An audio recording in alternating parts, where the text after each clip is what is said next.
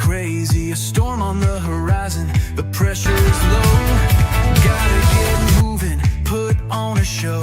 The news is all buzzing, state of alert, but we've got a plan, we're ready to work. Emergency Management Associates, we're here for the crisis, we're here for the fates. From the first sign of trouble to the all clear sign, we're on the front lines, we're one of a kind. Emergency Management Associates, we're the calm in the chaos, we're opening gates, connecting the dots and making the calls. We're picking you up when you're starting to fall.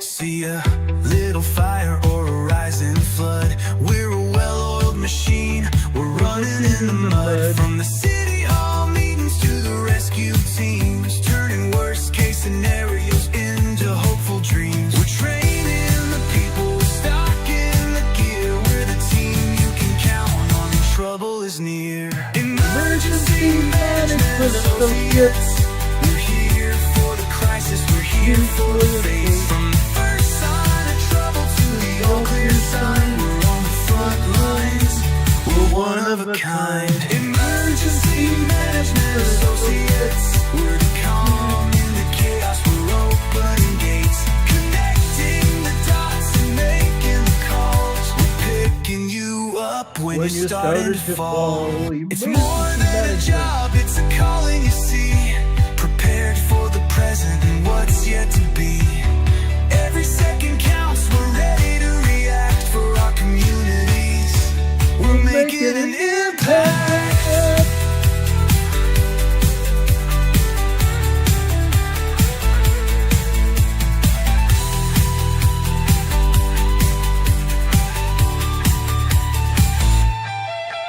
Emergency Management Associates, we're here for the crisis, we're here for the fates. From the first sign of trouble to the all clear sign, we're on the front lines, we're one of a kind. Emergency Management Associates, we're the calm in the chaos, we're opening gates, connecting the dots and making the calls. We're picking you up when you're starting to fall. Yeah, we're picking you up, we're ready to go. EMA, let's get this show on the road.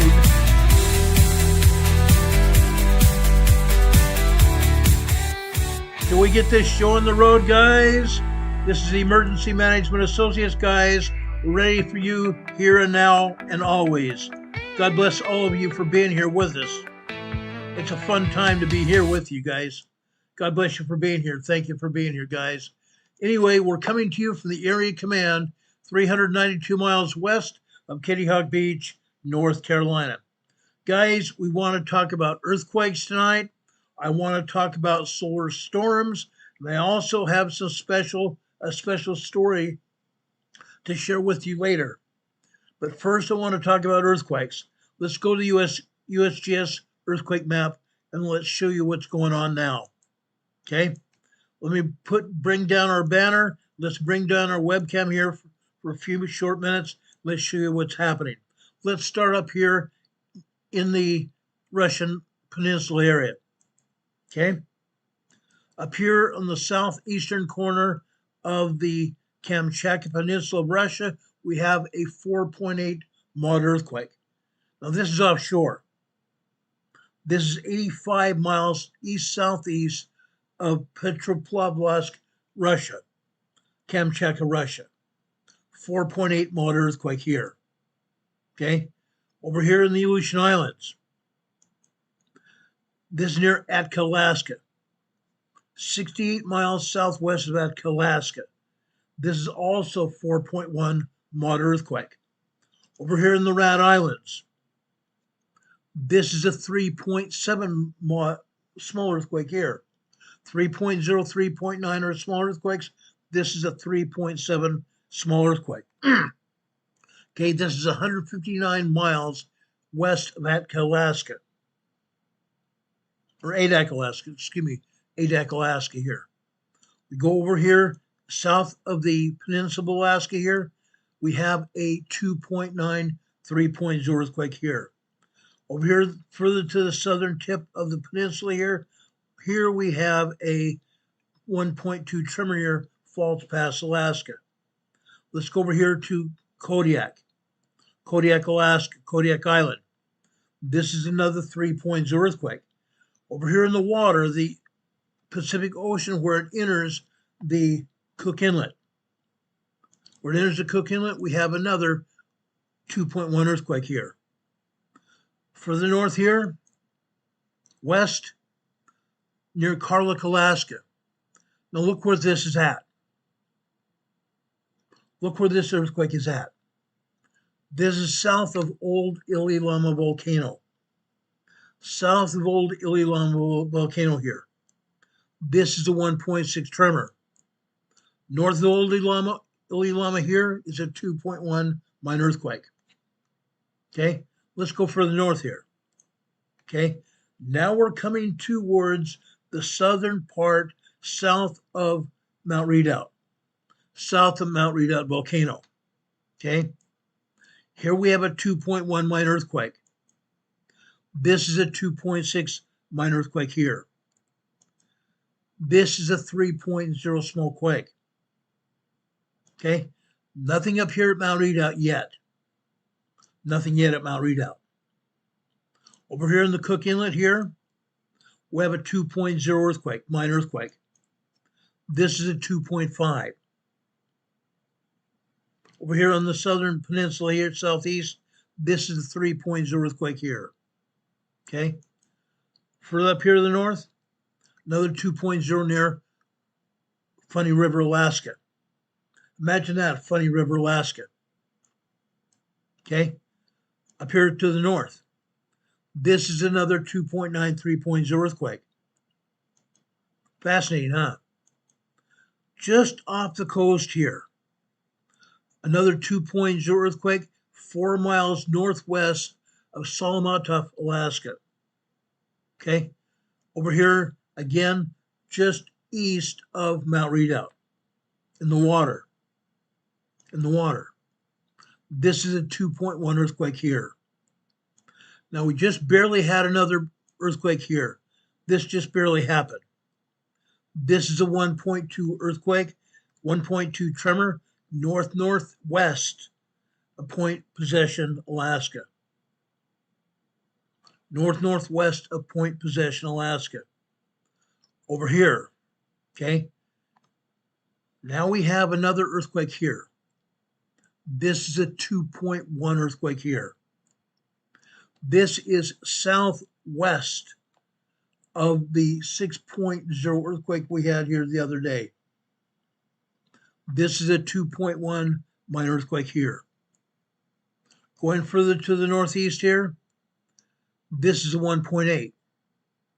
6 miles east of Point McKenzie, Alaska. Point McKenzie, Alaska. Over here, just west of Point McKenzie up here, is where we had the 6.0, 6.1 earthquake the other day. Very shallow earthquake. Look at the area here between Anchorage and where these earthquakes hit. All these earthquakes are still hitting here are aftershocks. Aftershocks of the 6.1 earthquake here. Okay? Now, I believe we're still going to get aftershocks here for some time. That's very much a possibility here. Let's go further north. Okay? Over here, this is another 2.0 aftershock here. To the south here, this is another 2.0.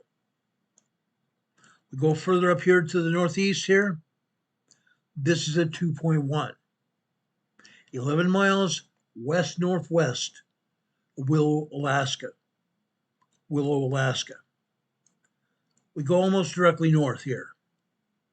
This is a 1.6 tremor here. 1.6 tremor 4 miles north, 4 miles west-northwest of Susseton, Alaska. Okay? Let's go over here to the northwest here. This is near Trapper Creek, Alaska, guys. This is a 3.1 small earthquake south of Denali, Alaska. Southeast of Denali, Alaska. Let's go further north here and west. This is a 1.6 tremor here. This is a 2.0 minor earthquake here. The southern end of Denali, Alaska, this is a 2.0 earthquake here. This is a 1.6 tremor here. Let's go into Denali National Park here. This is a 2.1 minor earthquake here. Over on the northeast side of McKinley, northeast side of Mount McKinley, this is a 1.7 tremor. Almost directly north of Mount McKinley, we have another 2.1 minor earthquake. What is it with these 2.0, 2.1 earthquakes, guys? I don't think that is happenstance. I do not think that is happenstance. There is a reason we are seeing 2.0, 2.1 earthquakes in this region. I think it's going to be ongoing. Over here on the western side of Denali National Park is another 2.0 earthquake here. Look at this. Look at all these earthquakes here. Then we go further northwest here. This is a 1.6 tremor near Manly Hot Springs, Alaska. Manly Hot Springs, Alaska. We go further east here. This is also near Fox, Alaska. 1.4 tremor near Fox, Alaska. Further to the west here is a 0.9 near Minto, Alaska. 0.9, 1.0 tremor near Minto, Alaska. We go further to the west here, Rampart, Alaska.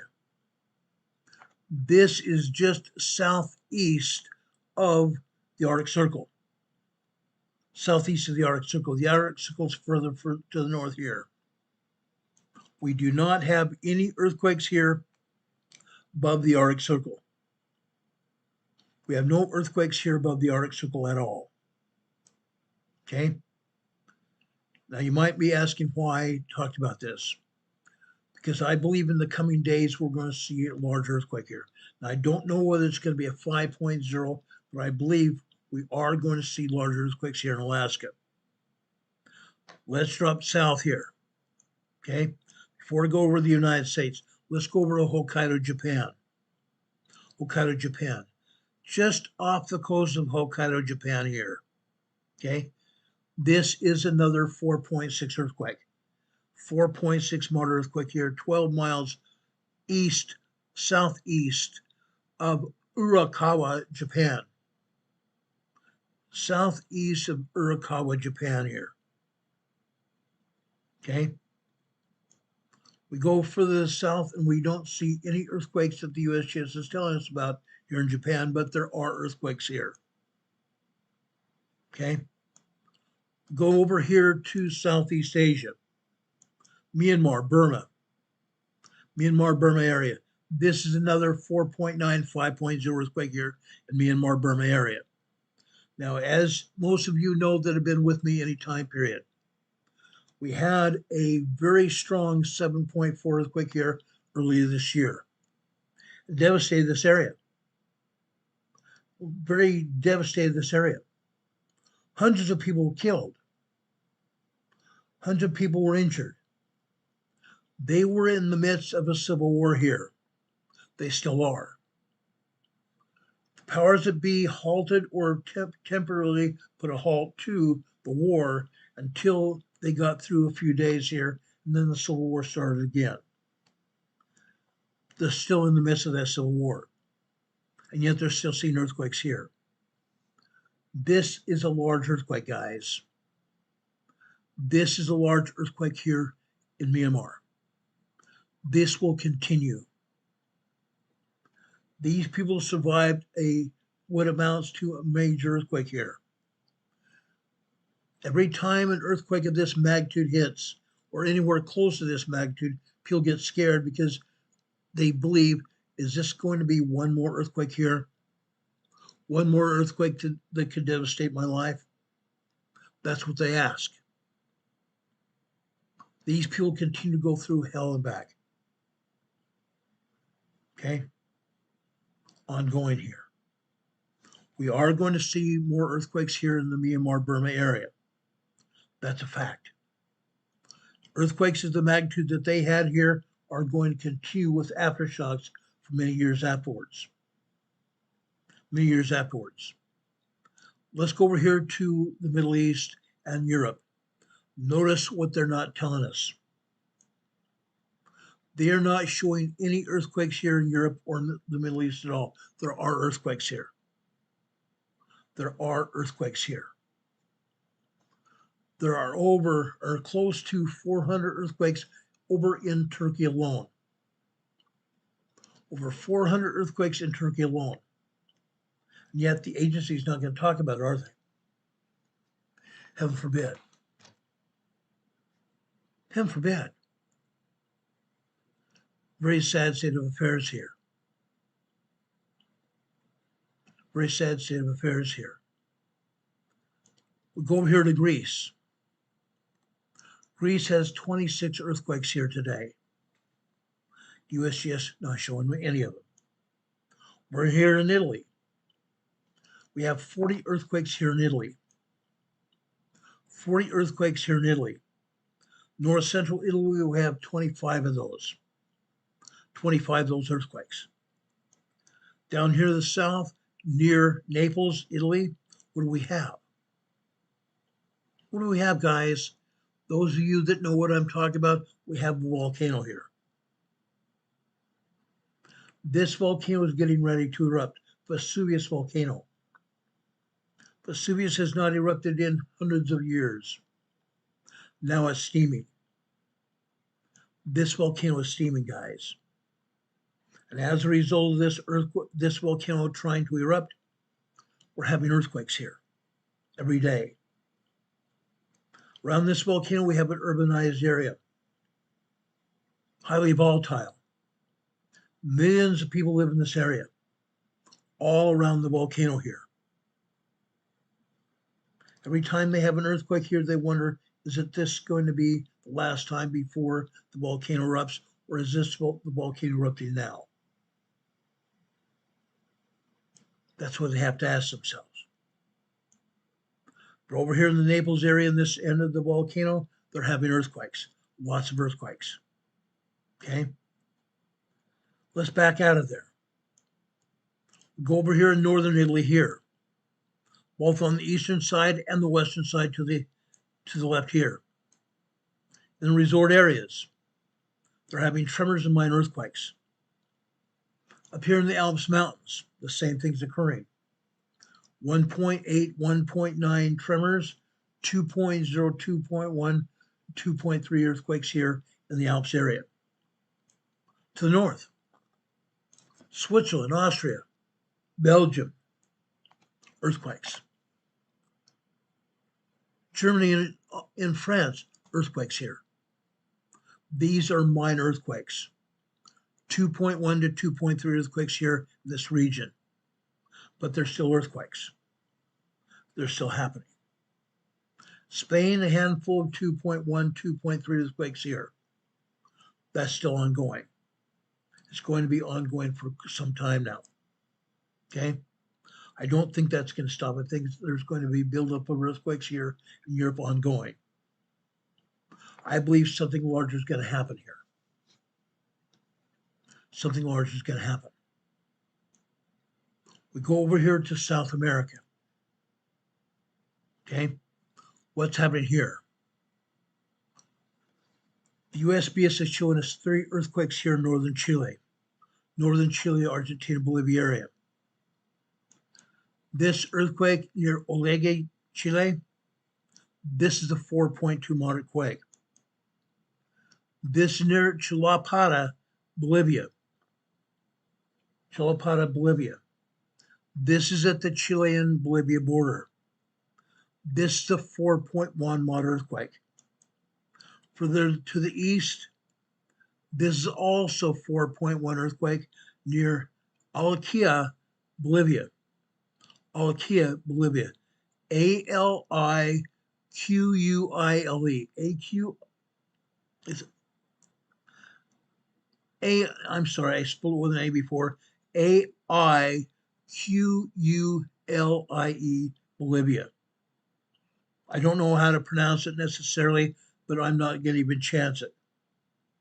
This is in Bolivia, 20 miles east-southeast of that city. A 4.1 earthquake. But what they are not telling you is there are another 14 earthquakes here. 14 earthquakes here in northern Chile. Another 12 earthquakes further to the south here in central Chile. Ongoing. Every day. Every day. Now, while I'm talking about this, Renee Steffi, one of my colleagues here on the chat, one of our moderators here, is talking about winter storms. Okay? She's posted them here in the chat. Okay? Just posted one for portions of south central, southwest, and western Maine and central northern, southern New Hampshire. Winter storm warnings. Winter storm warnings. I hope you all have gotten protection before now. I hope you've gotten plenty of a food supply to protect you through this winter storm. It's going to be a doozy. This winter storm could last anywhere from 24 hours to 72 hours. Make sure you have plenty of food. Make sure you have plenty of water. Make sure you're exercising safety plans. Make sure at night you turn on your faucets where they drip. That way your pipes are not going to freeze in your house. You're not going to wake up with ice and flooding waters in your home. Okay? Another winter storm warning for coastal York, coastal Cumberland. Coastal Cumberland. Sagadahoc, I cannot pronounce this. Sagadahoc, Lincoln Knox, coastal Waldo, coastal Rockingham. I believe this is Kentucky. Actually, it's not. This is Maine. This comes out of the National Weather Service from Gray, Maine. Coastal York, coastal Cumberland, coastal Sagadahoc, Sagadahoc, or Sagadahoc,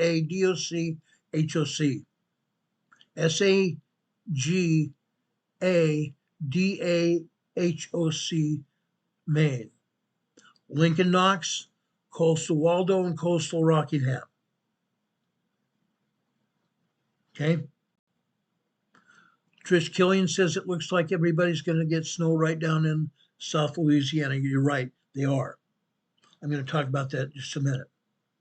Coastal storm warning today, coming out of the National Weather Service out of Boston, Norton, Massachusetts, for eastern Franklin, northern Worcester, northwestern Middlesex County. Heavy snow is expected. You guys up in the North New England area, you guys are going to get nailed. Hurricane Heather says once again she has 2 sick pups. I'm so sorry to hear about that, Heather. God bless you for that. God bless your pups. God bless your pups. Renee Steffi's also talking about another storm warning out of Boston, Massachusetts, for western Franklin, western New Hampshire, western Hamden. Heavy snow expected. Albany, New York, portions of western Massachusetts, eastern New York, and southern Vermont. Heavy snow expected. Out of Burlington, Vermont, Orange, western Rutland, eastern Addison, eastern Rutland, western Windsor, East Windsor. This is a storm warning. This is a very winter storm warning, guys. Be prepared. Be prepared. Everybody's going to get a lick of this storm. It's coming from the northern part of the United States, coming out of Canada. I'm going to talk about that in just a second. Winter storm warning for portions of south central, southwest, western Maine, central northern, and southern New Hampshire. Winter storm warning. Caribou, Maine for southern Penobscot, interior Hancock, central Washington, coastal Hancock, and coastal Washington. Winter storm warning. Grand Rapids, Michigan, for Mason, Oceana, Muskegon, heavy snow. Winter storm warning, guys. Ottawa, heavy snow. Heavy snow. Guys, we appreciate each and every one of you here. Okay? Now, I'm going to continue monitoring the chat as much as I can be to put out these storm warnings that Renee Sevi is putting up. These are important. The reason we talk about it because they're important and they're going to save people's lives.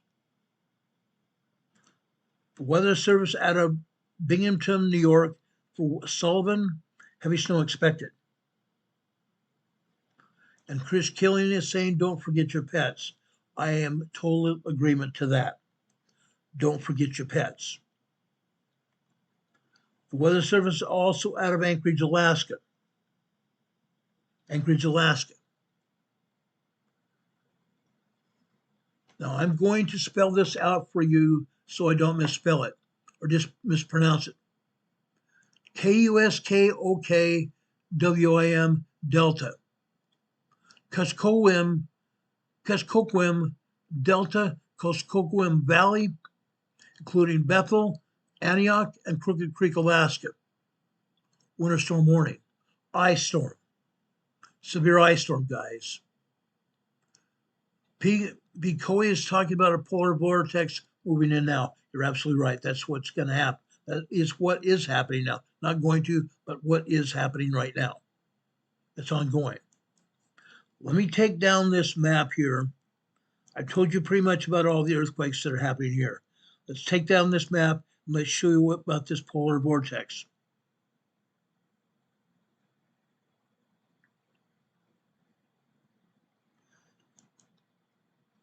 The polar vortex is coming out of the North Pole of the Earth.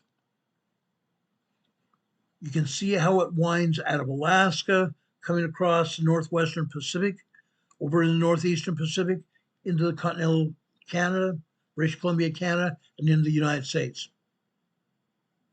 and even across the Atlantic Ocean. This is a huge polar vortex. This is going to continue. Look at it, how it's coming here, literally out of the north, through Canada and down into the southern part of the United States, into southwestern Texas as well, and all the way across the eastern part of the country. Look what's happening. Totally enveloping the United States and Canada. Now, I've got messages from our buddy Dave over in Ottawa, Canada. He goes by Canadian Patriot 1. He told me that he was out shoveling snow on Saturday. 3 to 4 foot of snow he was shoveling. Unreal. That was over in Ottawa, Canada. It's ongoing, guys. It's ongoing. Shelley Dunn is saying another snow squall is going over northwest central Indiana right now. She says it's near a whiteout. Shelley, I can only imagine. I used to live in North Dakota. We had whiteout conditions frequently throughout the winter months. This is going to continue for some time, guys. This storm is going to continue for some time. Look where it's coming from. This is not a short duration storm. This is a long duration storm. Even here in Northern Carolina, we're not seeing snow yet, but it's coming. It's coming. We had some rain on Sunday. We've had freezing temperatures going down into the 20s even last night. I had to turn on our heater last night because it was down to 64 degrees inside the house. Got to be very cold. You don't think 64 degrees isn't cold until you get up out of bed in the middle of the night and realize, hey man, it's cold. Unreal. But this polar vortex is coming out of the northern parts of Canada and even up into the four northern parts of the world. Incredible. Incredible. The southern part of the United States is going to get hammered. Over on the southeastern coast, we're going to get cold rains and winds. But otherwise, look out for the snow and colder temperatures. This is going to continue. Renee Seppi says she's expecting some parts of western North Carolina later tonight and into Tuesday morning. I agree. I totally agree. That's going to happen. This snow is coming out of the north. It's going to be very bad. It's covering probably, I want to say, 80% of the United States right now and most of Canada. This is going to be very cold. Shelley Dunn says she looked forward to her drive to work in the morning. I grew up with lake effect snow from Lake Michigan on the southern tip, a few inches until nothing. A few inches isn't nothing. Yes, you're right. It can be very dangerous. If you have to be out on the roads, be very careful. Exercise extreme caution. Exercise extreme caution. If you don't have to be on the roads, don't go. Stay home. Stay home. Ice and snow is going to happen, guys. Ice and snow is going to happen.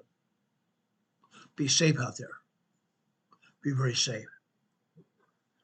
Now, I want to show you something else.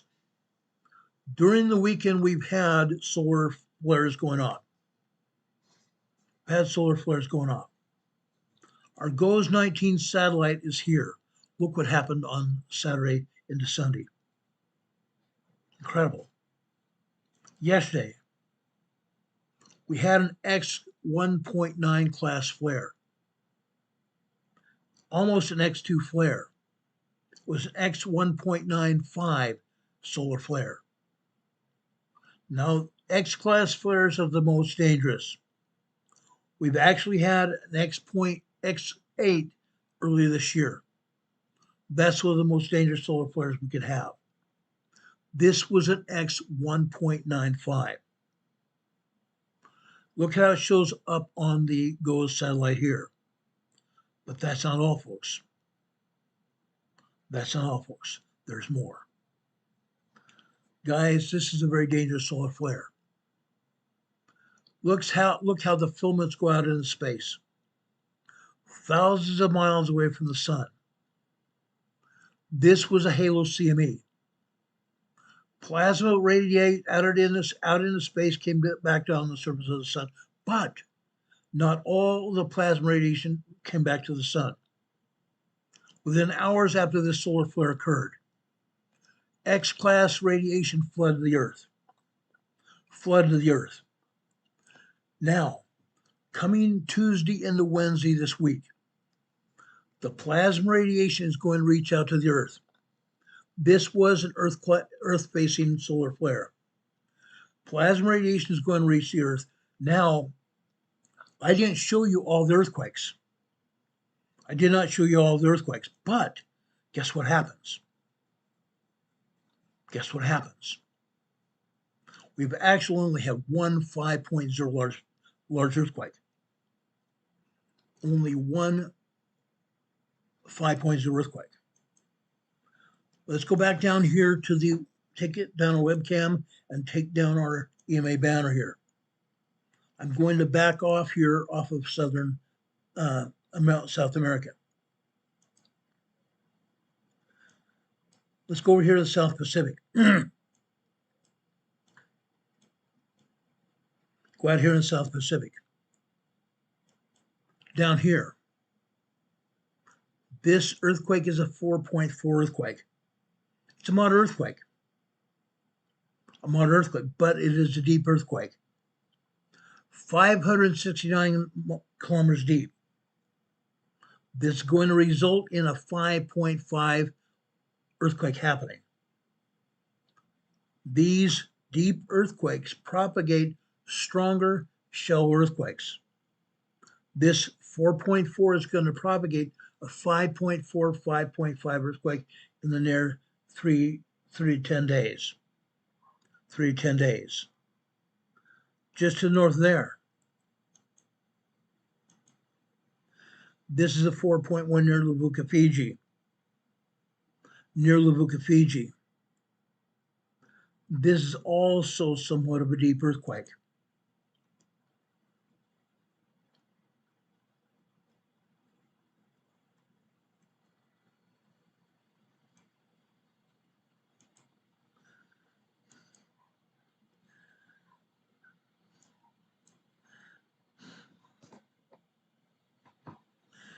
This is a very deep earthquake. This is 633 kilometers deep. 633 kilometers deep. That's a very deep earthquake. Let's go down here and pull up our depth of magnitude conversion chart. That will give you a good idea of where we're at. 633 kilometers deep, over here to the third column here in the center. 633 kilometers deep, we add a 1.27. 1.27. This 4.1 earthquake that we just had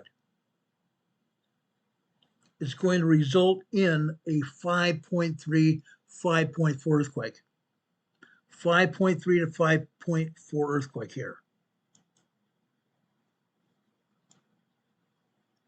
This earthquake is going to result in a 5.3 to 5.4 earthquake within the next 3 to 10 days. We've seen this happen before. We've seen it happen before. It's going to happen again. Okay? I just want everybody to realize what's happening here. Out here to the southwest, this is a 5.0 earthquake. This is also a shallow 10 kilometer deep, 6.2 miles deep earthquake here. Shallow earthquake, 5.0 in magnitude. Okay, this is 70 kilometers east-northeast of Tadine, New Caledonia. This is out in the ocean. All these earthquakes have been out in the ocean. The ocean waters have absorbed the shock waves of these quakes. Nobody on land has been harmed. Nobody on land has been harmed. Further here to the northwest, Solomon Islands again. This is a large 5.1 earthquake here near Kirikira, Solomon Islands. This is 64 kilometers offshore. The ocean waters absorb the shockwaves of this quake as well. I don't believe anybody on land felt this earthquake. Actually, they've changed the location of this earthquake. They've now got it on land. This was offshore here. Was offshore. Let's zoom in here and let's see if anybody is even close to this.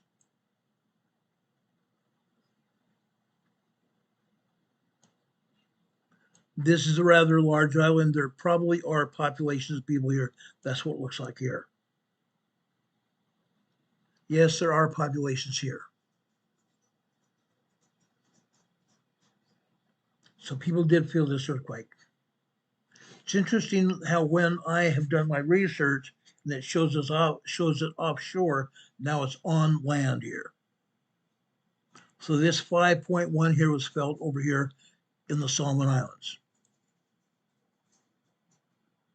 Okay, rather unfortunate. Large earthquake here. Papua New Guinea. This is a 4.7 moderate earthquake here. This is a shallow quake. 4.7 earthquake here in Papua New Guinea. People felt this earthquake. I don't have to tell you, I've said it before, but there are people here with very little money.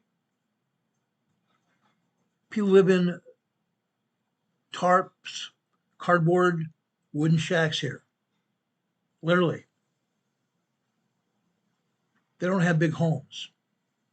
So when a 4.7 earthquake hits, which would normally mean you're going to feel pictures falling off, see pictures falling off walls, you're going to see things crawling along your floor, knickknacks and books falling off the shelves, definitely here.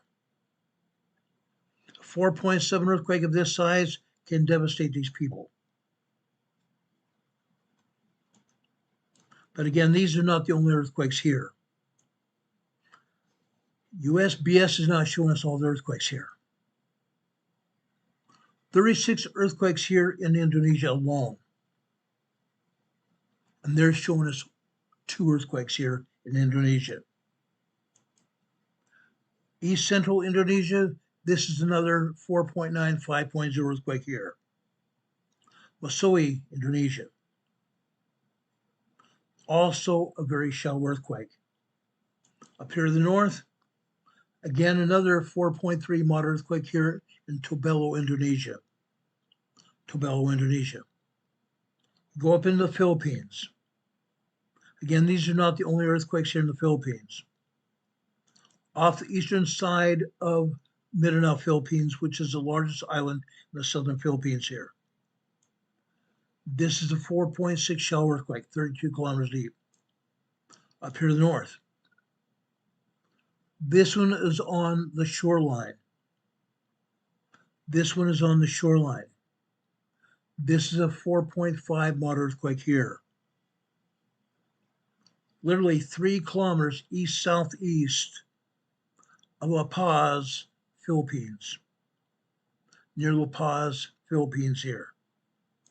4.5 moderate earthquake here. Okay? Again, these are not the only earthquakes here. They happen. They're still happening. Now, for those of you that don't cover the news, going over here to Venezuela. President Trump has had his fill of Maduro, who's the president of Venezuela, launching drug boats over here to the United States. President Trump and the United States Navy have sunk the last drug boat. Now, President Trump, as of yesterday, has halted all flights, including airline flights here into and out of Venezuela. This is just shy of an outright declaration of war against Venezuela. Maduro called President Trump, literally begging for his life, asking for some kind of asylum, asking President Trump to allow him to leave, allow his officials to also leave. I don't know whether President Trump has allowed these people to leave or not, but Venezuela is under siege. The United States military, both the Army and the Marine Corps, are poised to enter Venezuela as we speak. We're going to stop the inflow of drugs in the United States out of Venezuela, and I believe out of Colombia as well. The Colombian dictator and the Venezuelan dictator have been throwing drugs out of their countries in the United States, and I think President Trump is going to put an end to it. But again, all air flights into and out of Venezuela have been halted. And Maduro is begging for his life. We'll see what we see. Renee Seppi says that the National Weather Service out of Hanford, California, has issued a freeze warning for Indian Wells Valley, the Mojave Desert slopes, the Mojave Desert. Sub-freezing temperatures expected. Winter storm warning for Gaylord, Michigan. Emmett, heavy lake effect snow expected. Freeze warning continuing. Excuse me. Freeze warning continuing. Out of San Antonio, Texas. Excuse me. Burnett, Williamson, sub-freezing temperatures expected there. National Weather Service out of Los Angeles, Oxnard, California, Antelope Valley, sub-freezing temperatures expected. You folks in Southern California need to make sure your plants that are very susceptible to temperatures are protected. Put a covering over them.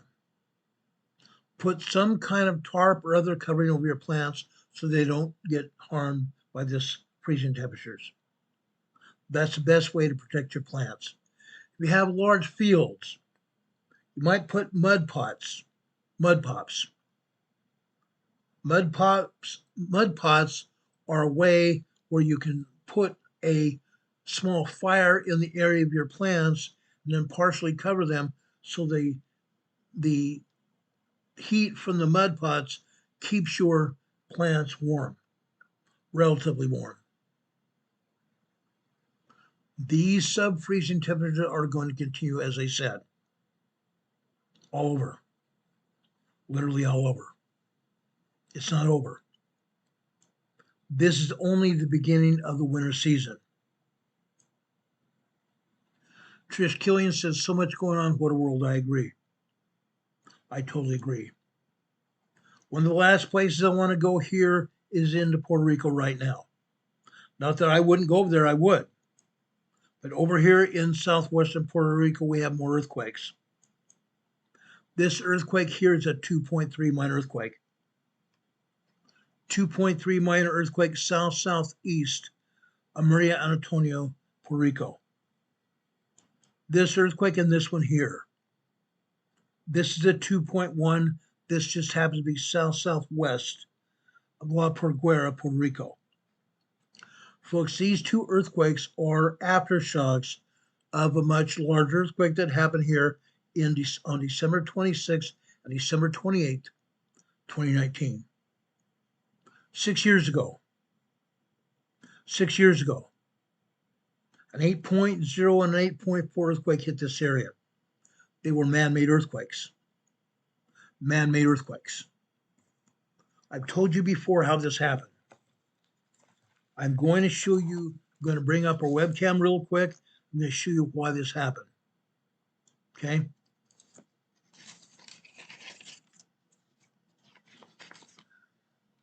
This agency right here. Please do not put this abbreviation. Please do not show this agency on the chat. I don't want YouTube to take this channel down. This agency on December 26th and December 28th activated 3 facilities. They activated 3 facilities, one in Norway, one in Russia, and one in northwestern Australia. They triangulated Puerto Rico. They triangulated their audio waves into Puerto Rico, causing these 2 earthquakes. The 8.0 and 8.4 earthquake on December 26th and December 28th. Major earthquakes. Major earthquakes here. When that happens, all kinds of heck freezes over. All kinds of heck freezes over. In this case, buildings and homes came down. Power knocked out to the island. After the second earthquake happened,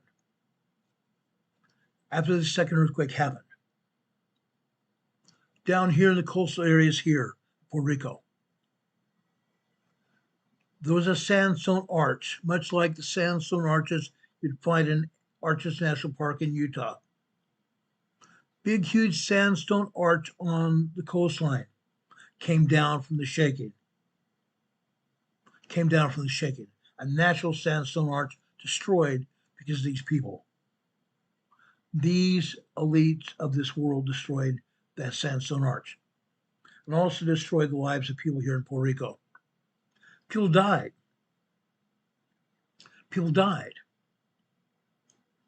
Homes and businesses were destroyed from this earthquake, both these earthquakes.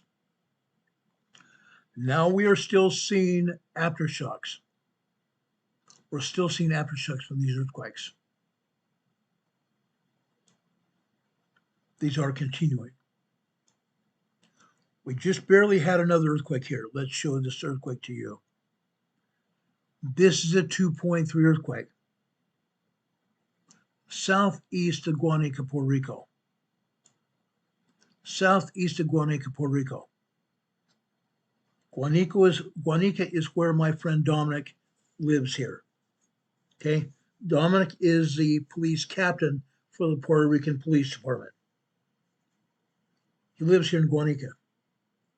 This is a 2.3 earthquake offshore. I don't think Dominic or any of his family or anybody else here in Puerto Rico felt this earthquake.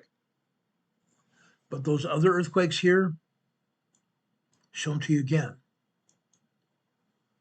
This earthquake is also offshore. 2.1 minor earthquake. This is also 2.1. Nobody felt these earthquakes. They're off in the water. The ocean waters absorb the shockwaves of these quakes, and they're just minor earthquakes. Nobody feels minor earthquakes at all. But these earthquakes are all aftershocks of two major man-made earthquakes, an 8.0 and an 8.4 earthquake, December 26, and December 28, 2019. 6 years ago. 6 years ago. Off the western shores of Puerto Rico, over here in the Mona Passage. This is the Mona Passage here. The water between the Dominican Republic and Puerto Rico is called the Mona Passage. This is a 3.3 small earthquake here. 3.3 small earthquake. 17 kilometers deep.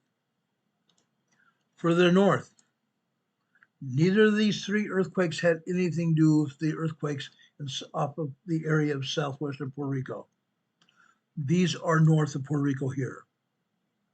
This is the 3.2 near Cozales, Puerto Rico, offshore. This is the 3.0 earthquake here. Okay? Also 3.0, this just happens to be 66 kilometers deep. Okay? Up further north, just south of the fault line, south of the Cayman Trench. This is a 3.2 earthquake here. 3.2 earthquake just south of the Cayman Trench. The Cayman Trench originates over here in Guatemala. The Cayman Trench originates here in Guatemala. It goes out to the east through the Caribbean here. Then it makes a turn over here to the north, over towards the Cayman Islands. Then it continues its eastward trek through the waters of the Caribbean here, and it goes over through southern Cuba here and over Haiti, north of Haiti, and the Dominican Republic. Then continues eastward north of Puerto Rico, north of the U.S. and British Virgin Islands, and southeast past the Leeward Islands here. Then it goes southward. Goes almost directly south until it reaches Venezuela out here. Offshore of Venezuela, it takes a westward turn, directly into Venezuela here. Yes, we've had earthquakes here in Venezuela as a result of the Cayman Trench. Okay? It's happened. It's going to happen again in the future. Okay? That's happened here. Last week we talked about the new matter fault. We're going to talk about the new matter fault this week as well. Over here on the New Madrid, this is another 2.2 minor earthquake. This time in Cooter, Missouri. Cooter, Missouri. Right here next to the New Madrid fault. Right next to the New Madrid fault. This also is 1.3 near Ridgely, Tennessee here. Earthquakes continue hitting this area. My question to USGS, you showed us 3 earthquakes. One 1.3 and the other a minor earthquake. Why are you not showing all the other earthquakes here, USGS? We have hundreds of earthquakes here on the New Madrid fault. Arkansas, Louisiana, Mississippi, Kentucky, Tennessee, Missouri, even up into Illinois and Ohio and Indiana. Why are you not showing these earthquakes as well? Why are you not showing hundreds of earthquakes hitting here? USGS, you darn well better believe that you know that this earthquake fault is going to give it up within the next 2 years. You know that. I'm sure the USGS is acutely aware of that. Why are they not giving the heads up to people here? I think we know the reason. Because heaven forbid the people would leave their jobs, leave their homes here, and flee to a safer area. Yeah, they would. But because USGS is harboring politics within their agency, they are allowing politicians to tell them what to do and what to say. Yeah. They're not going to allow anything to get out until it happens. By that time, it will be too late. People are going to die. People are going to get injured because USGS doesn't do its job. They're not doing the job they were called to do. Heaven forbid. Renee Seppi's also brought up another freeze warning from Los Angeles Weather Service in Oxnard for Antelope Valley. Sub-freezing temperatures are expected out in Antelope Valley as well.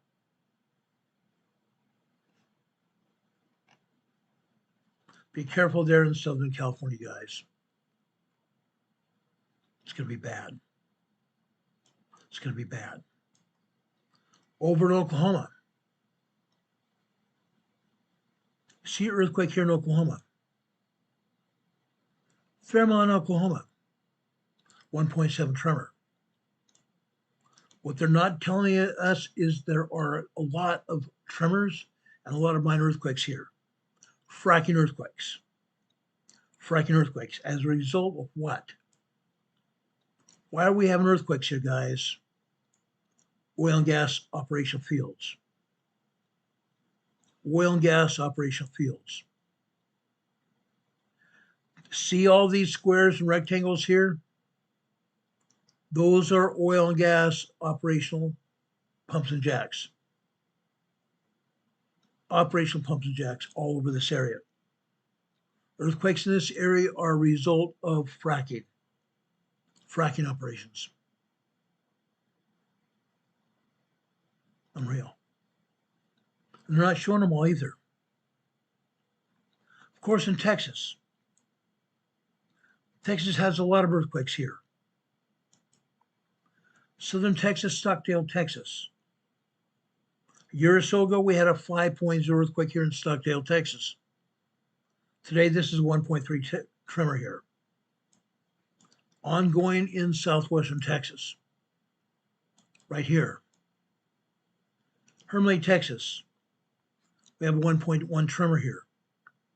Earlier this year, we had a 5.0 earthquake here in Hermleigh, Texas. Ongoing. Ongoing, guys. This is Ackerley, Texas, a 1.7 tremor.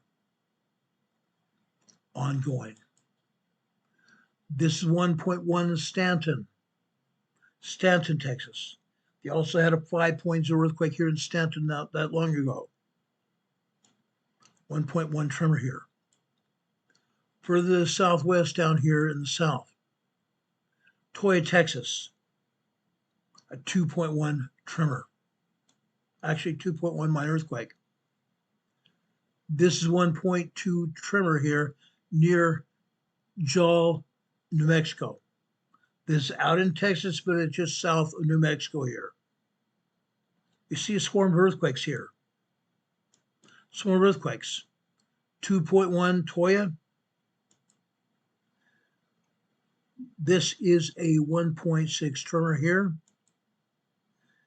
This is a 1.8 here. This is a 2.0 earthquake here. This is 1.5. This is 1.6, 1.5, 1.7, 1.6, and 1.5. All these earthquakes are in an oil and gas field. Each and every one of these earthquakes are in an oil and gas field. If any of the earthquakes are within 6 to 10 miles of the oil and gas pump and jacks, they're oil and gas earthquakes. That's what's happening here. Oil and gas earthquakes all over this area. This is every day. Every day. We've also seen 5.0 earthquakes all over western Texas, including near Toy, Texas. I have friends that live here recently. They just moved to Oregon now. Again, Southern California guys. Southern California is still having earthquakes. They're having freezing temperatures as well. Down here, Ocotillo Wells down here, southwest of the south, in the southwestern part of the Imperial Valley. 1.1 tremor here. This is 1.2.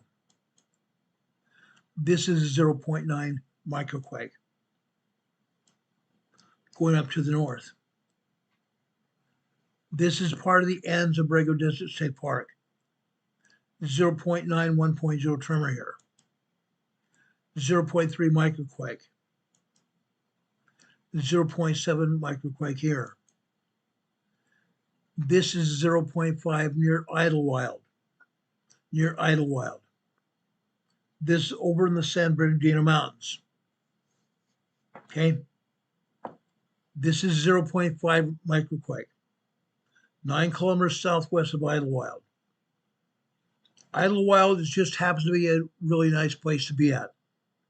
Okay. It's a very small town. Very small town here. Why does it even exist? Because they have snow here. It's a mountain community with cabins here, houses here. People drive many hours to get here, to ski in the winter and hike and play in the mountains during the fall and spring and summer. Idlewild has a lot of taste here as well. A lot of shops to go in and out of and buy trinkets. Restaurants here. Any kind of food you can possibly think of is here in Idlewild. There are earthquakes here.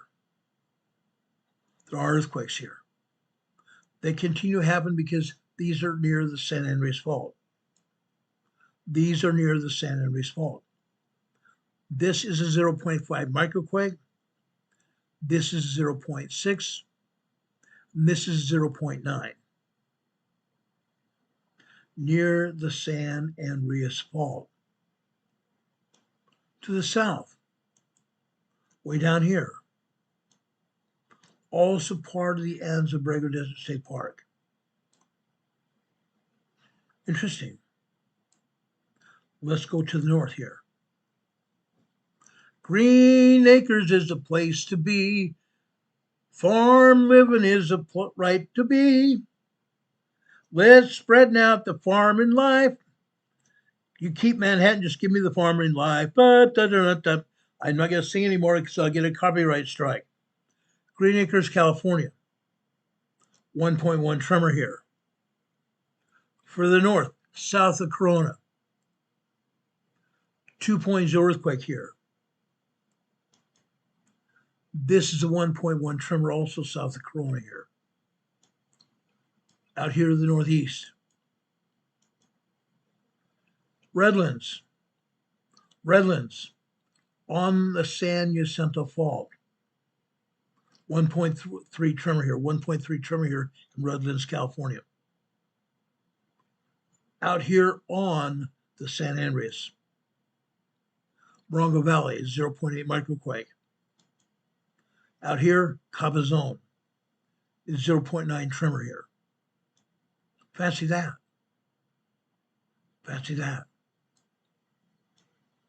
But again, USGS is still not showing all the earthquakes here.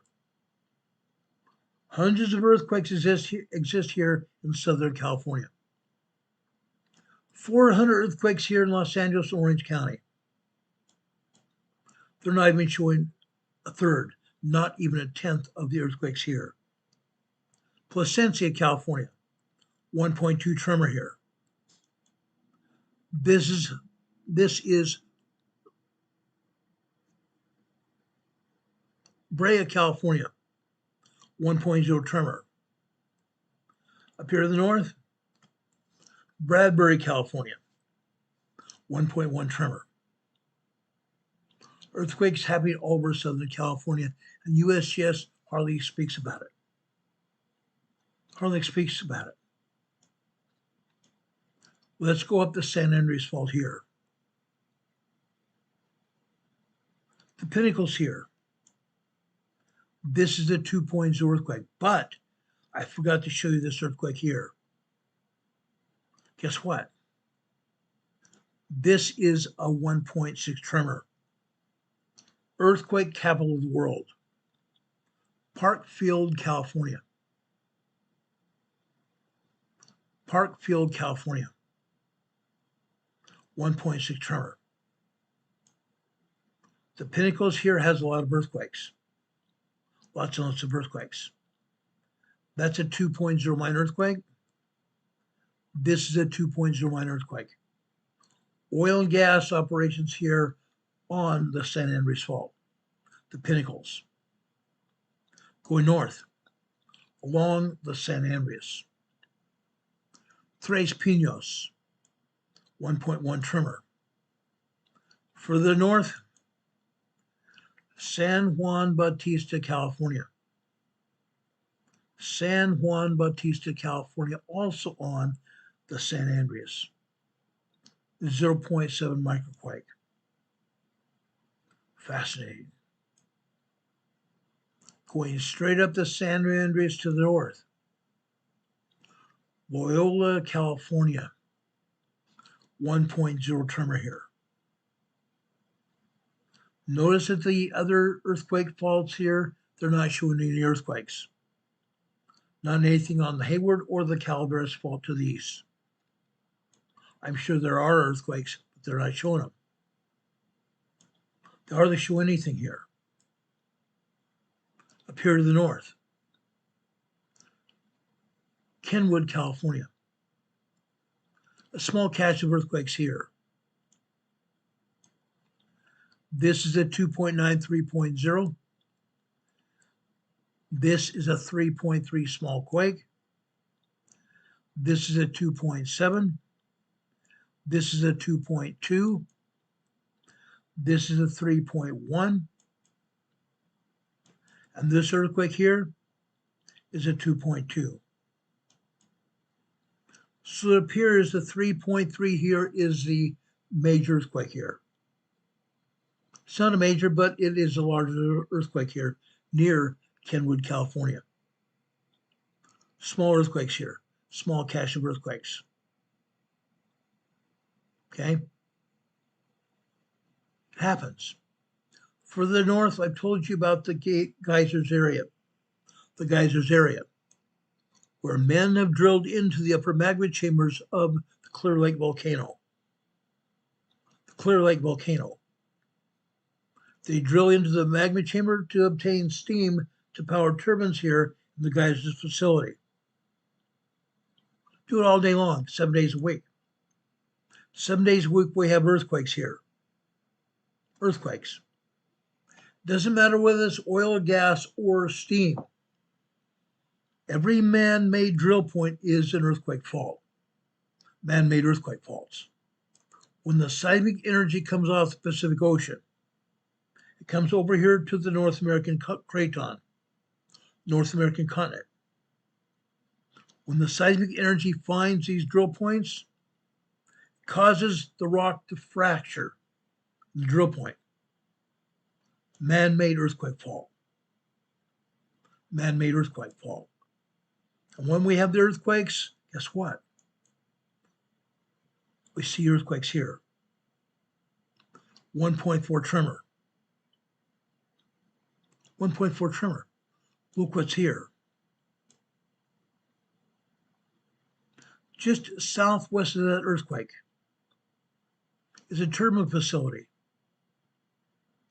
Alongside each of these roads, as I've talked about before, they have PVC pipe carrying the steam over to the turbine facilities, where the steam is processed, put through the turbines to generate electricity in this area for 4 energy conglomerates. That's what goes on all day long here in the geysers facility. There are 81 different turbines here in the geysers facility. 81 turbines, and usually we have 20 to 30 earthquakes here a day, every day. Every day. USGS is not showing any earthquakes here in the Clear Lake volcanic area. Guess what? There are earthquakes here as well. Every volcano around the world is recharging. Every volcano around the world is recharging, guys. That's why we continue to have earthquakes here. Okay? All over. Further north here. This is a 2.2 earthquake here in Laytonville, California. Laytonville, California. This has nothing to do with the San Andreas Fault. Further north, this is a 2.3 earthquake here. Guess what? This has everything to do with the fault zone here. Excuse me, the Montecito Fault Zone.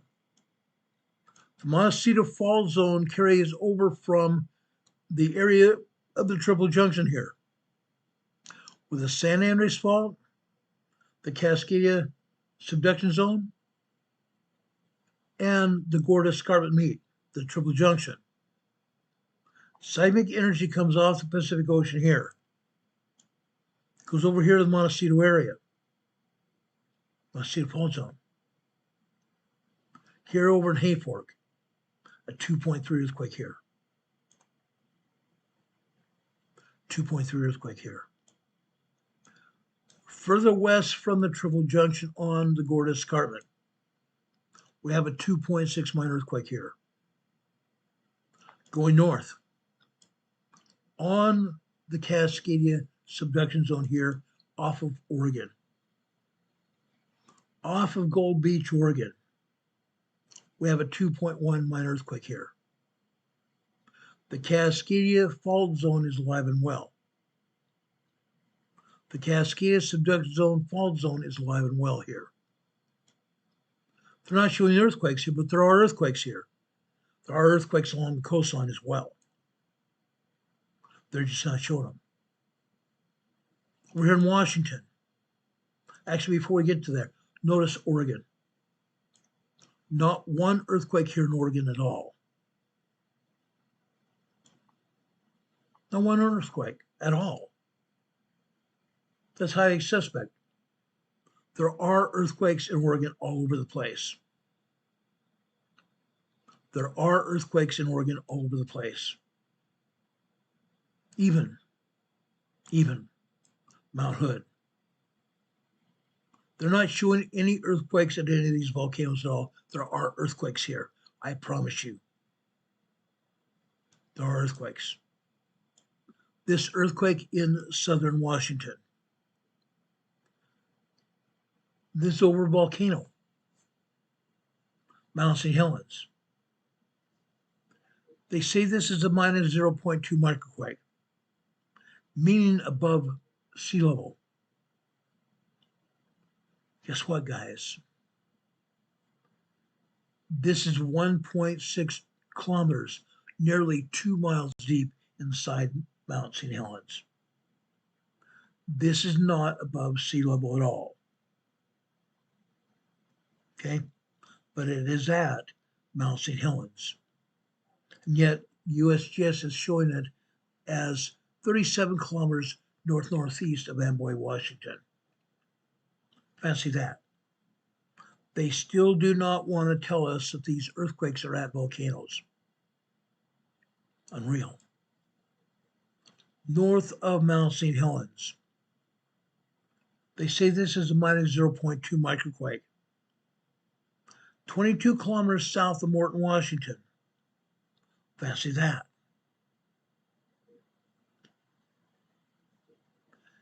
This happens to be 8.4 kilometers deep. 4 miles deep here below sea level. Yet they're trying to say this is above sea level, but it's not. Go out here to the northeast, south of Mount Rainier. This is a 2.4 minor earthquake. They say it's 5 kilometers south-southwest of Packwood, Washington. Really? How about south of Mount Rainier?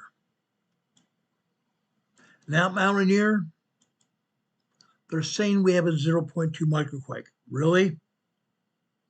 Only a 0.2 microquake at Mount Rainier? That happens to be 6.6 kilometers deep, 3 miles deep. Fancy that. There are probably over 300 earthquakes here. 300 earthquakes here at Mount Rainier. 100 of those are tremors. Tremors.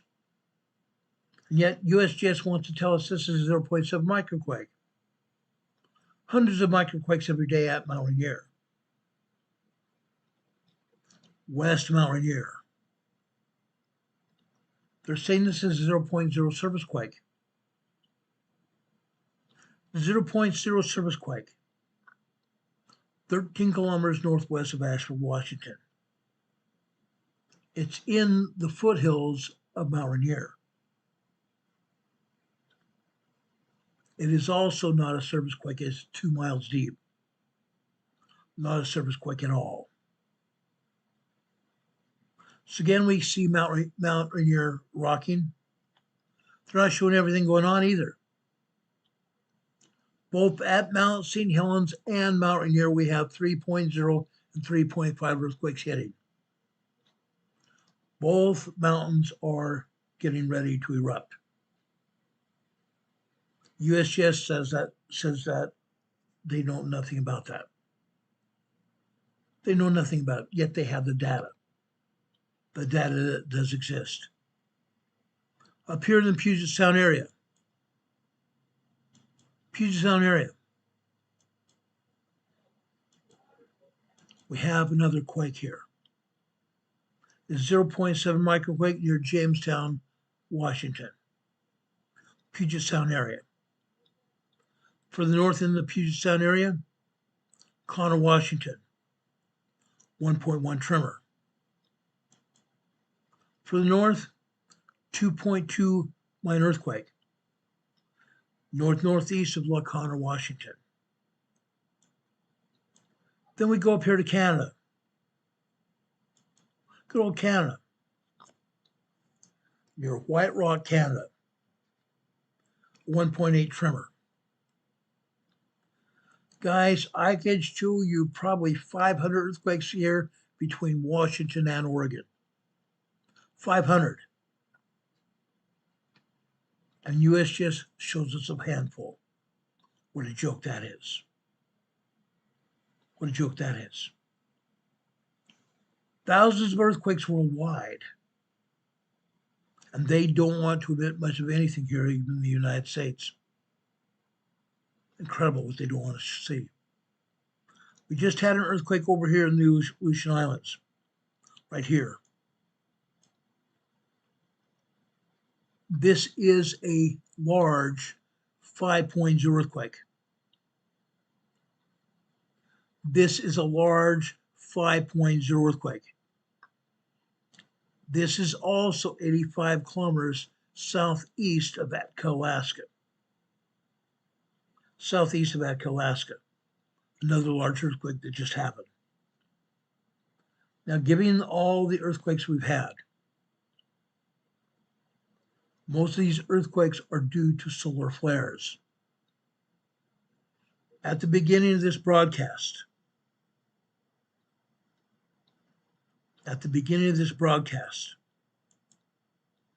we showed you solar flares that happened last night. Next class flare. They're ongoing. These solar flares are causing earthquakes, guys. They're causing earthquakes, and there's more of them. Now, I believe we're going to have more earthquakes, a lot more earthquakes. We're also going to have a lot more solar flares. I would ask you all to be prepared. The solar flares are going to cause earthquakes, a lot more earthquakes. Going to happen. What are you going to do? What are you going to do? Now,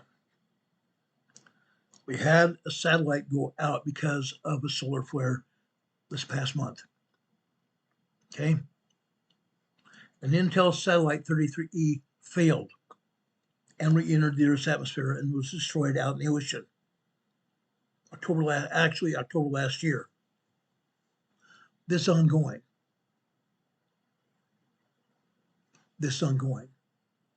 The solar flares are destroying satellites. They're taking the satellites that Musk puts up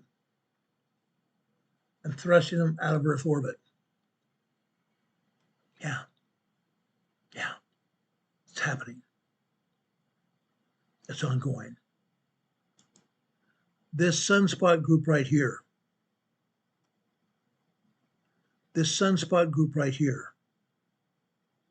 Is going to be more and more Earth facing as we go through this next week. Let me enlarge this so you can see it. This is rotating in full view of the Earth. The X-class flare that was launched yesterday, we're going to see more of them. This sunspot group is large. So the chances are we're going to see a lot more sunspots in the coming week. These solar flares are going to be big. They're going to be big. Hurricane Heather says she can testify that we got animals acting weird. Birds haven't been flying like usual. Plants and animals all over the world are being affected by these solar flares. Fact. These solar flares are causing earthquakes as well. I believe we're going to see an increase in earthquakes in the coming week. Be prepared, guys. Be prepared, it's happening. Be prepared, it's happening. It's not going away. It's not going away. Renee Aveyah keeps putting weather information in our chat. That's also ongoing. Winter weather advisory for Ashe, Avery, Burke, and Caldwell counties where I live, in West North Carolina, from 7 p.m. tonight till noon tomorrow. Mixed precipitation expected. Mixed precipitation expected, meaning rain and snow. Rain and snow. I hope everybody's getting prepared because that's what's going to happen. Okay?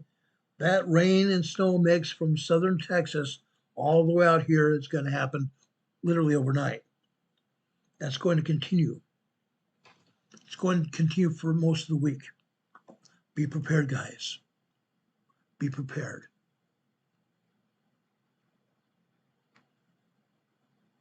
Mary's back. We appreciate Mary being here as well. Thank you for being here, Mary. Mary Pedersen has been a staple here in our EMA family for years. We appreciate her very much. Mary, welcome back. We appreciate you a lot. We're glad you're back home. We're glad you're back home. Renee Seppi also issued a weather statement from Central Laramie Range and Southwestern Plains County, South Laramie, Wyoming, South Laramie Range. Winter storm warning, guys. High winds. High winds. Wind gusts of up to 70 miles an hour predicted. Wind gusts up to 70 miles per hour predicted. Okay? Interstate 80. High wind warning. The Weather Service out of Cheyenne, Wyoming. snowy range foothills, including Arlington, Elk Mountain along Interstate 80. Interstate 80, guys, is going to get snowed in. Mark my words. They usually do. They have to close the highway. It's going to happen again.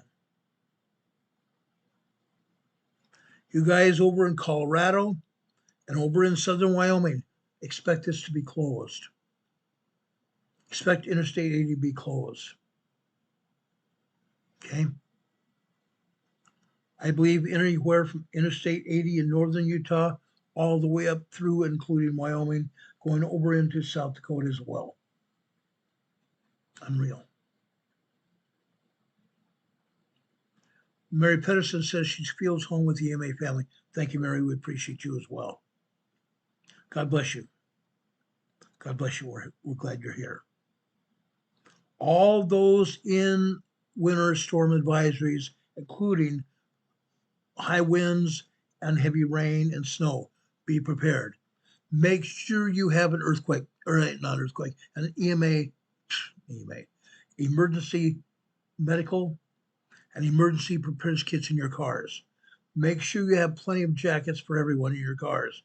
Make sure you have food. Make sure you have water. Make sure you have tools. Make sure you have sand or even kitty litter to use as traction for your car in case you get stuck in the snow. Even candles.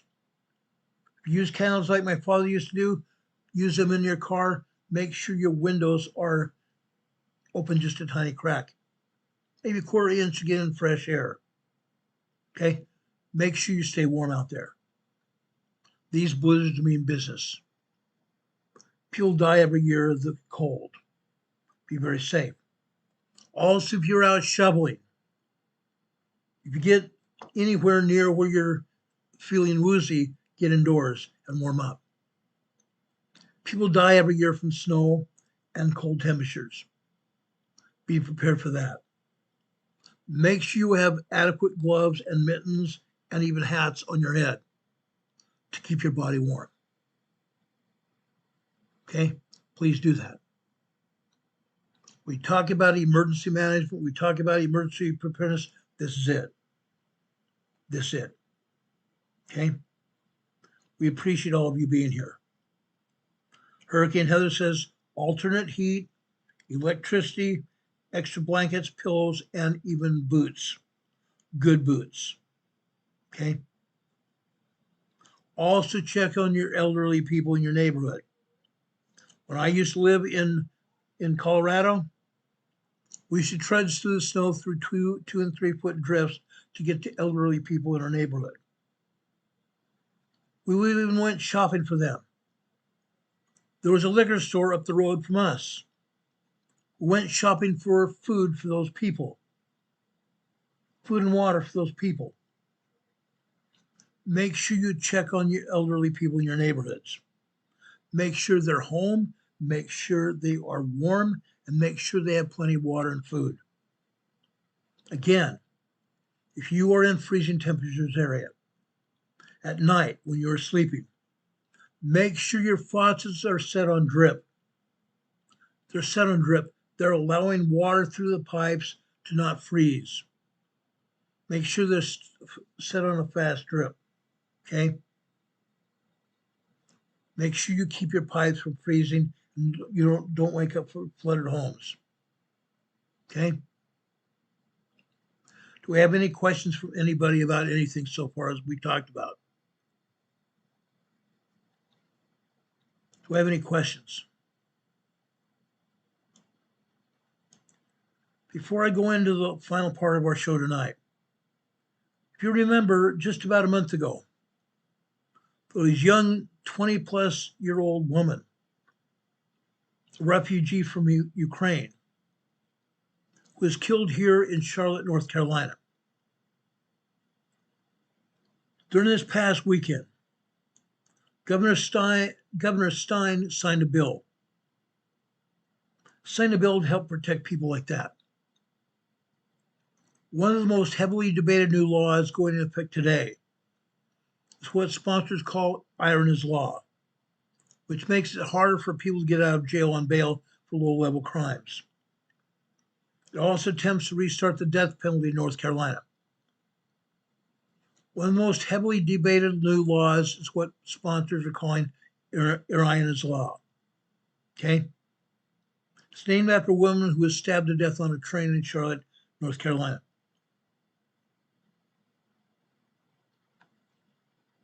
A train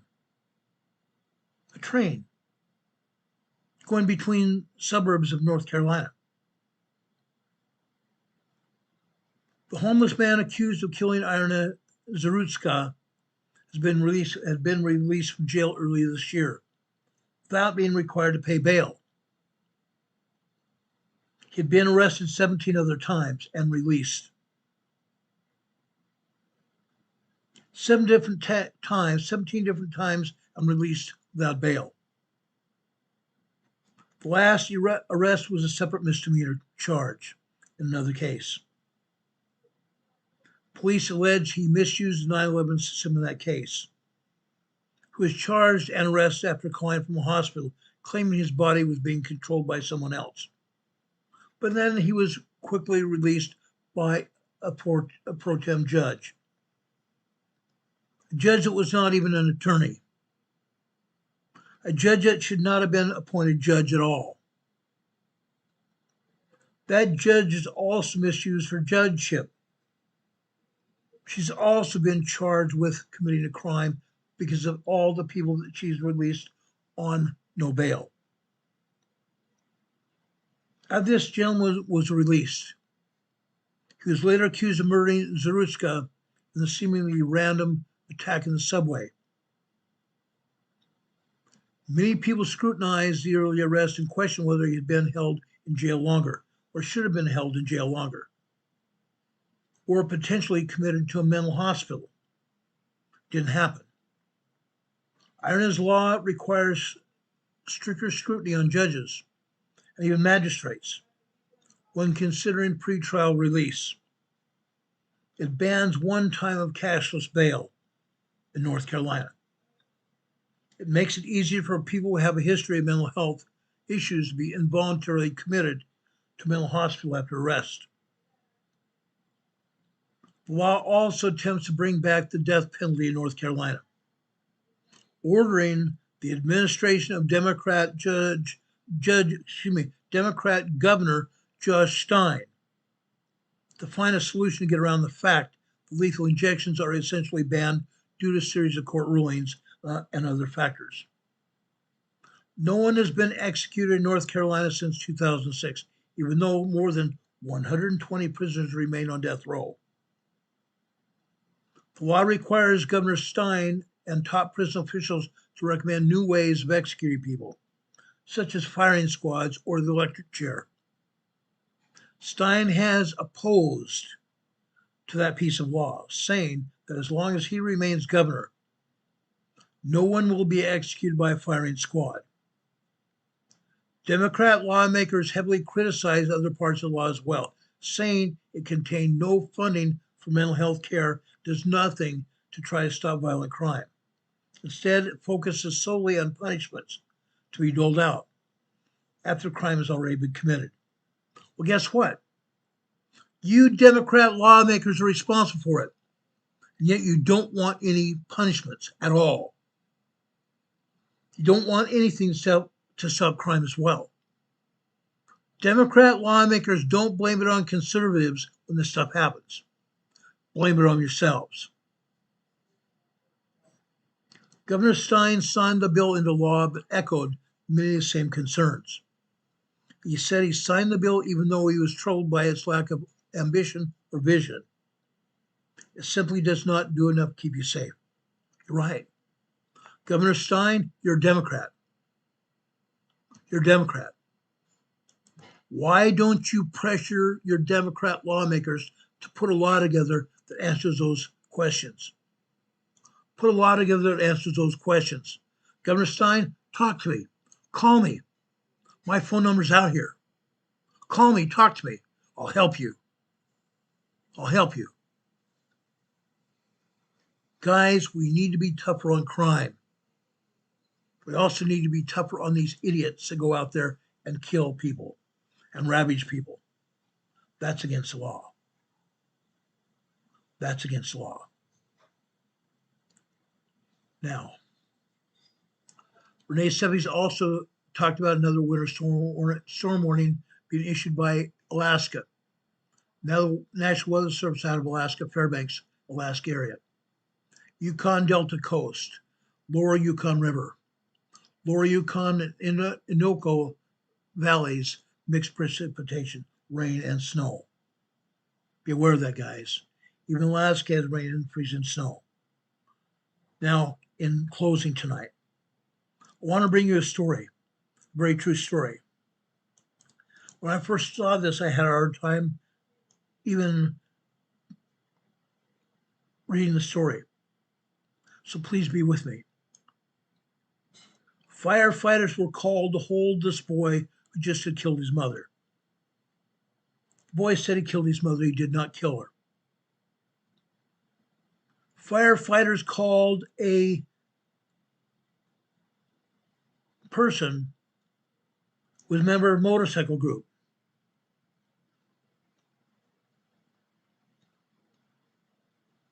This group was called because they had often counseled people and helped people that lost members of their family. Firefighters called this man to hold this boy who said he just killed his mother.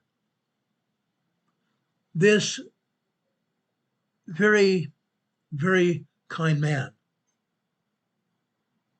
member of a motorcycle group, 54 years old, old biker covered with tattoos, both arms and a leather vest. He's worn that leather vest for 30 years. He's not a degreed counselor, not a social worker. He doesn't have much family.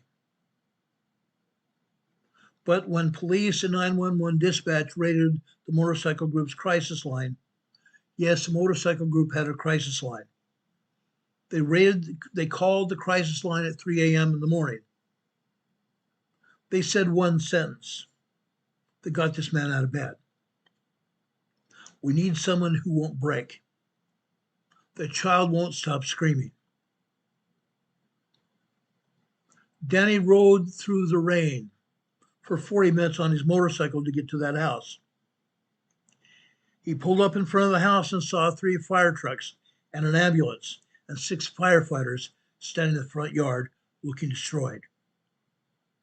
House looking destroyed. These firefighters are men who run into burning buildings. Men who've seen death in 100 times over. If these firefighters were all crying, the fire captain met Danny at the door. His hands were shaking. The fire captain said the boy is 5 years old. His name is Marcus. He woke up smelling smoke and tried to wake his mother. His mother told him to run outside and call 911. Marcus did that. He did exactly as she said. She didn't make it out. The captain shook his head. Smoke inhalation. She got him to the door, but she collapsed in the hallway. By the time we got there, he couldn't finish. Where's the boy? The captain pointed to the kitchen. He won't let anyone touch him. He kept saying it's his fault. He keeps saying that he killed his mother because she told him to call 911 instead of helping her. The captain grabbed Danny's arm. He's been screaming like this for an hour. We can't get him to stop. Someone remember your motorcycle club helps with trauma situations. Kids who've been through hell. We didn't know who else to call. I walked into the kitchen. My heart shattered into 1,000 pieces. Marcus was huddled in the corner, still wearing his yellow pajamas. His face was red and streaked with tears and soot. His still small body was shaking so hard. His teeth were chattering. He was screaming the same words over and over. I killed my mommy. I should have saved her. I killed my mommy.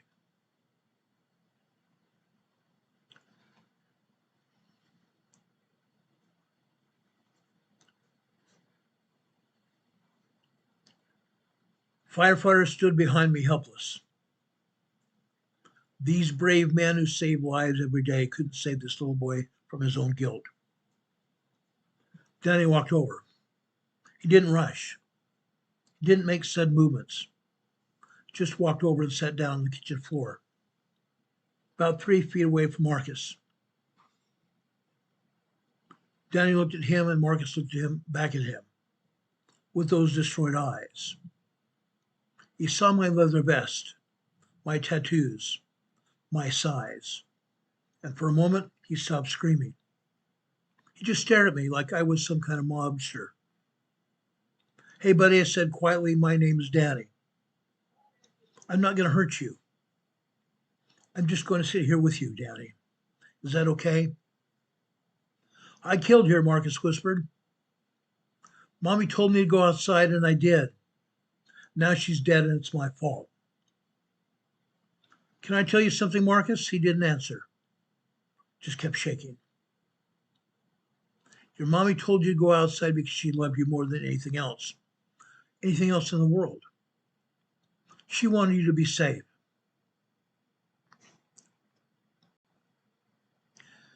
She made sure you got out because your life was more important to her than her own. But I should have helped her. His voice rose again to a scream. I should have pulled her outside. I'm big enough, I could have done it.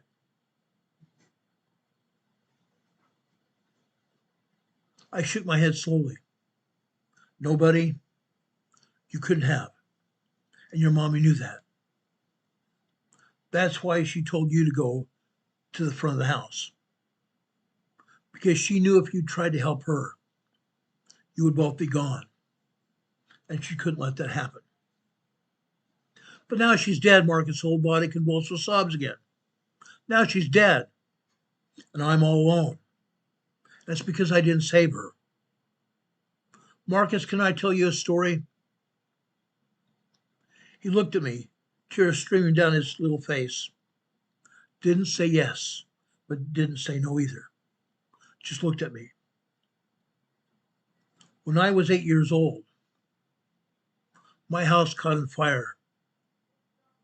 My daddy woke me up and told me to climb out the window and run to the neighbor's house. He said he was going to get my baby sister from her room. I paused. I took a breath. I realized my story still hurt after 46 years. I did what my daddy said. I climbed out the window and ran. I waited at the neighbor's house for my daddy and my sister to come out. My voice cracked. They never came out, Marcus. The roof collapsed. They both died.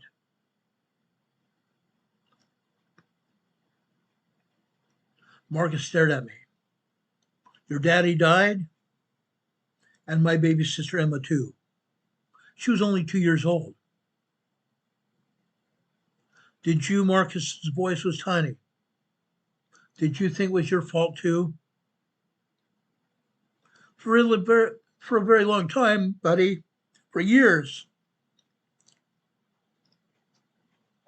I thought if I had just gone back inside, if I'd just helped my daddy carry Emma, maybe they'd both be alive. I hated myself. I thought I was a murderer. But you were just a kid, Marcus said. And so are you, buddy. So are you. Something shifted in his eyes. Just a tiny bit. Just enough. Can I come sit closer to you, I asked.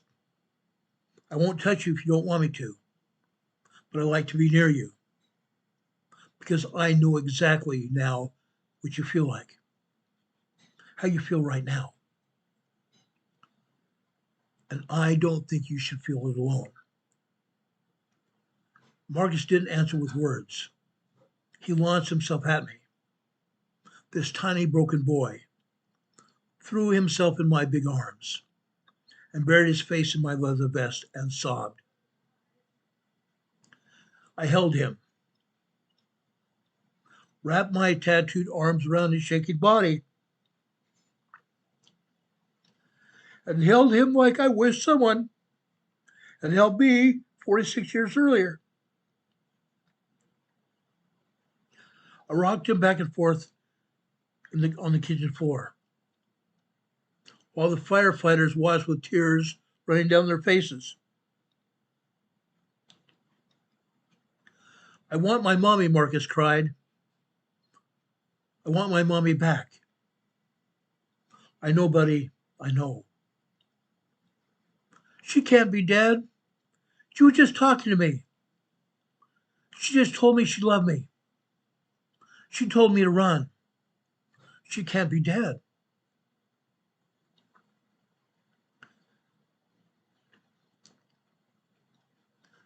Your mommy loved you so much, Marcus. So much that she used her last breath to save your life. That's not your fault. That's her gift to you. The most precious gift any parent can give. I held Marcus for 2 hours, right there on the kitchen floor. The firefighters eventually sat down too, formed a circle around us, and nobody said anything. We sat together in that horrible, sacred moment.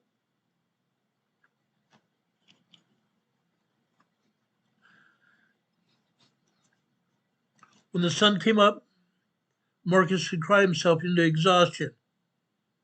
He was still in my arms, eyes half closed, occasionally whimpering.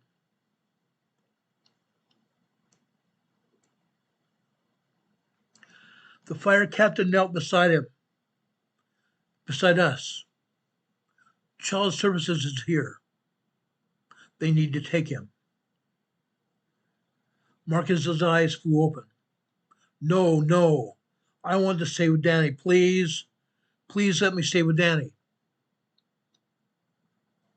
My heart broke all over again. Buddy, I can't. Please, he gripped my vest with both hands. Please, don't leave me. Everyone leaves me, Danny. Everyone leaves me.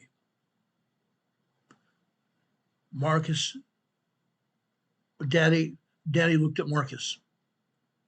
Daddy left me. Mommy's gone. Marcus says, Mommy's gone. So I'm all alone. I'm all alone. Daddy looked at Marcus, then looked at the firefighters and the social worker. Can I go with him, I asked, just for today so he's not alone? The social worker hesitated. That's highly irregular. You're not family. You're not a licensed foster family. Please, Marcus begged, please let Danny stay with me. He's the only one who understands. I don't know what the social worker saw in my face. Maybe she saw a man who genuinely cared and carried the same guilt the boy was carrying. Maybe she saw someone who genuinely wanted to help. Maybe she just saw a biker with tears streaming down his own bearded face, who was holding a traumatized child, like he was holding a piece of glass in his hand. Okay, she said quietly, just for the day. You can ride with us to the emergency foster placement. Marcus wouldn't let go of my hand the entire drive. Wouldn't let me go even when we got to the foster home. Wouldn't let go when the kind older woman who lived there made him breakfast. Danny Marcus asked when he picked at these eggs. Yeah, buddy. Did you ever stop feeling like you killed your daddy and your sister? I was quiet for a long moment. It took a long time, Marcus. Years. But eventually I understood that my daddy made a choice. He chose to save me. Just like your mommy chose to save you. The best way to honor that choice is to live, to grow up, and to have a good life. To make their sacrifice worth it. Marcus looked for a minute and asked Danny, how do I do that? One day at a time, buddy. One day at a time. That was 8 months ago. Marcus's grandmother flew from Oregon 2 days after the fire. She got emergency custody. She's the one raising him now in a small house in Oregon with a big backyard and a dog named Biscuit. I visit Marcus every month. The drive to Marcus's new house is 6 hours on my bike. I go there and spend the weekend with Marcus and his grandmother. We play catch, we watch movies, and talk about his mom. Talk about my dad and my sister. We talk about guilt and grief and learning to live with both. Last month, Marcus asked if I'd teach him to ride a motorcycle when he's old enough. I told him I would be honored. His grandmother pulled me aside after dinner. You saved him that night. You know that, right? The firefighters, the social worker, everyone said they'd never seen a child in that much pain. And you reached him. You were the only one who could. I just told him my story, I said. I just let him know he wasn't alone. That's everything. The grandmother looked back at Danny and said, that's everything. When you're that broken, knowing you're not alone is everything. I ride home every month after those visits with tears in my helmet, because seeing Marcus heal is the most beautiful thing I've ever witnessed. This boy who thought he killed his mother is learning to forgive himself, learning to honor her sacrifice and learning to live. The firefighters called me that night. They and I have become friends. They've invited me to their fire station. They've asked me to talk to other first responders about trauma in children.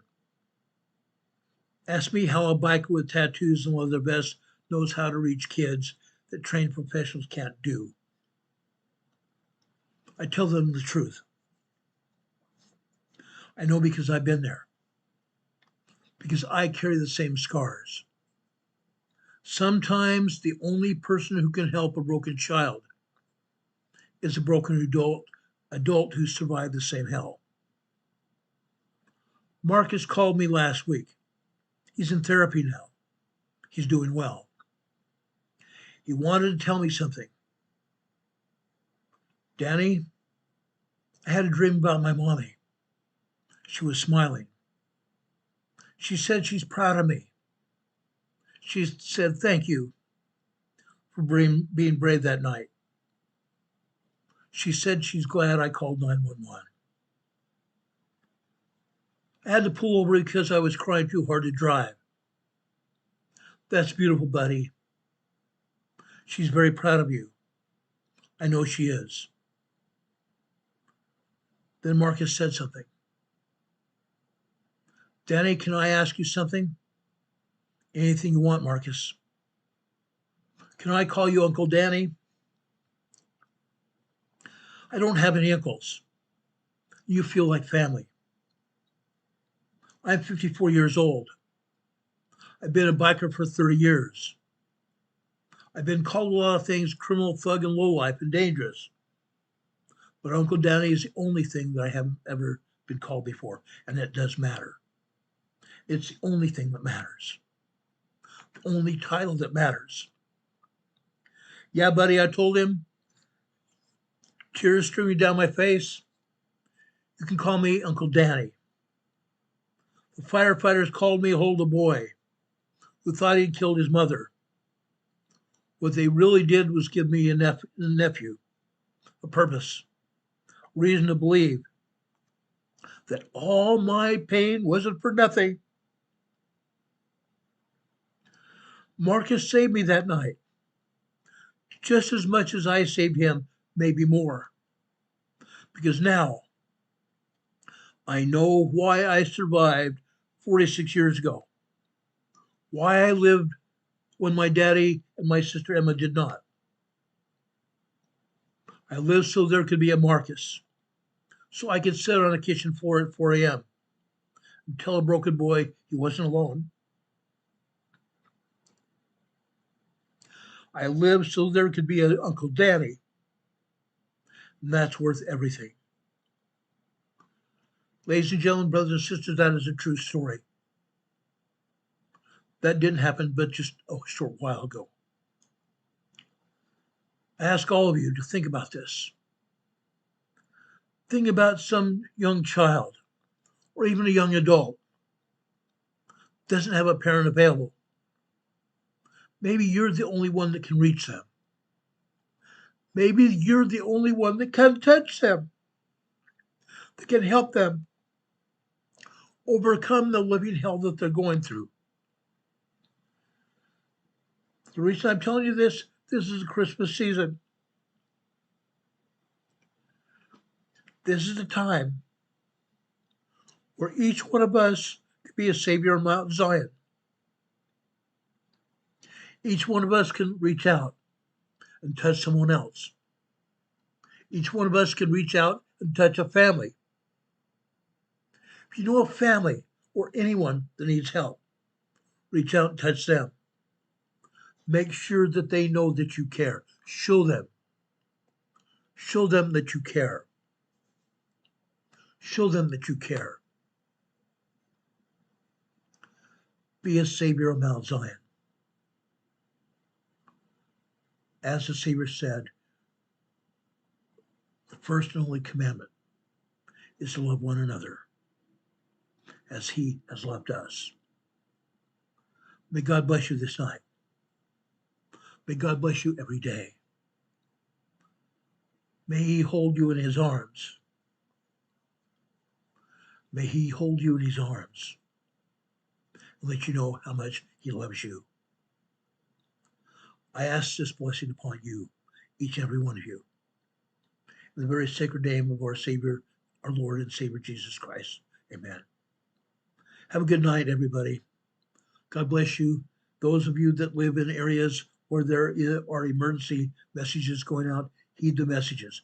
Take care of yourselves and your family. Make sure you have emergency kits and plenty of water and plenty of warm clothing. You're going to need it. God be with you. God be with you this day and always. May He covenant to protect you and love you and your family. I know He's there for each one of us. God be with you until we meet again. We'll see you on the other side. Take care, everybody. God bless. See you then. Bye-bye.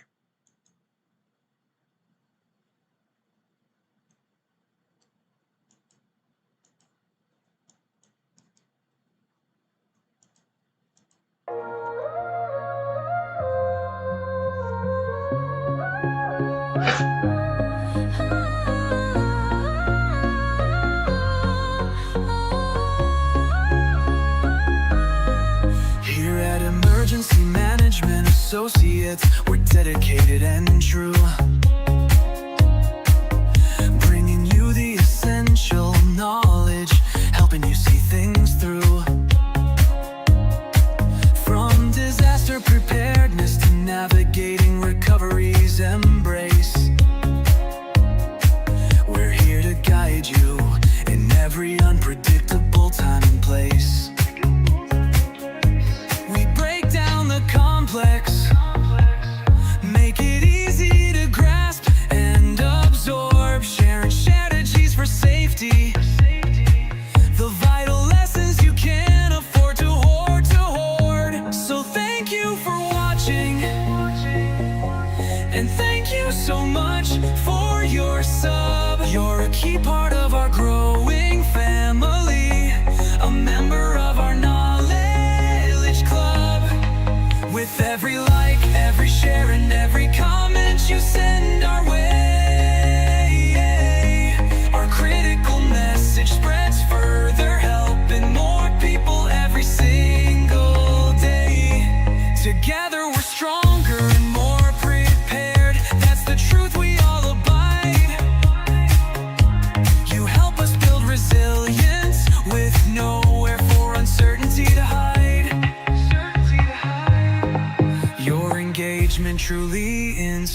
inspires us. Your feedback acts as a guiding light, helping us continually grow and making our channel's future bright.